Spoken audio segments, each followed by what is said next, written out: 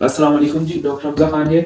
आज हम एक्नी पे बात करेंगे और इसकी वजूहात देखेंगे। तो सबसे पहले एक्नी में जेनेटिक्स का काफ़ी इंपॉर्टेंट रोल है। अगर आपके पेरेंट्स में से किसी को एक्नी रही है तो आपको एक्नी होने के चांसेस काफ़ी ज़्यादा हैं। इसके अलावा जेंडर अगर देखा जाए तो फीमेल में इसकी रेशो ज़्यादा है बनिस्बत मेल के।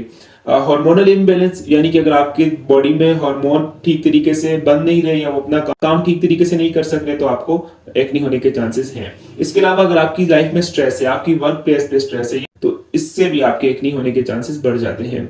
सबसे इंपॉर्टेंट जो आजकल चल रहा है वो जंक फूड या अनहाइजीनिक फूड है। अगर आपकी रूटीन में अनहाइजीनिक फूड या जंक फूड का इस्तेमाल ज्यादा है तो आपको एक्नी हो सकती है। इसके अलावा चंद एक ऐसी मेडिसिन हैं जो एक्नी कॉज करती हैं।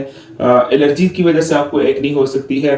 फीमेल्स में ज्यादातर जो वो क्वालिटी कंप्रोमाइज्ड कॉस्मेटिक्स यूज करती हैं उनमें एक्नी के चांसेस ज्यादा होते हैं। और लास्ट बट नॉट लीस्ट वो खवातीन जिनको मेंस्ट्रुएशन के इश्यू होते हैं या वैसे भी नॉर्मल मेंस्ट्रुएशन की वजह से भी एक्नी